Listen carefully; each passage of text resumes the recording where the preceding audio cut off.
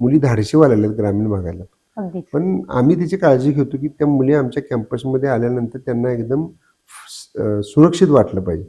मग ती सुरक्षित वाटायचं असेल तर त्या मुलींना कॉन्फिडन्स द्यायला पाहिजे. म्हणून आम्ही गेल्या एक 7-8 वर्षापूर्वी हिरकणी मंच नावाचं एक प्लॅटफॉर्म मुलींच्यासाठी केला. तो प्लॅटफॉर्म फक्त मुलींच्यासाठी आहे. मग त्याच्यामध्ये आम्ही त्यांना सेल्फ डिफेन्सची काही वर्कशॉप्स त्याच्यामध्ये घेतो.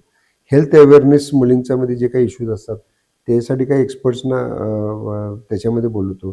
काही पोलीस डिपार्टमेंटच्या लोकांना बोलून मुलींना समजा एखाद्या गोष्टीची अडचण झाली, काय झालं तर त्या केसमध्ये मुलींनी नेमकं रिॲक्ट कसं व्हावं ह्या गोष्टींचा आम्ही घेतो. त्यानंतर त्यांच्यामध्ये ज्या काही अंगभूत क्वालिटीज असतील, समजा मेहंदी काढणाऱ्या काही मुली असतील, रांगोळी काढणाऱ्या मुली काय असतील, पाककलेमध्ये काही मुलींना इंटरेस्ट असतो.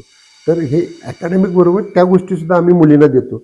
जेणेकरून त्यांचा एक त्याच्यामधला इंटरेस्ट वाढावा, त्यांना एक सेफ वातावरण वाटावं, एक कॉन्फिडन्स वाटावा आणि आपण घरात असल्यासारखं वाटावं. सगळ्यात महत्त्वाचं म्हणजे सध्याच्या काळामध्ये मुलींना सेफ वाटणं हे खूप इम्पॉर्टंट आहे आणि आम्ही अगदी पिन पॉइंटेड त्या गोष्टीकडे प्रकर्षानं लक्ष देतो. त्यामुळे आमच्याकडे तो सुद्धा मुलींचा ओढा खूप आहे.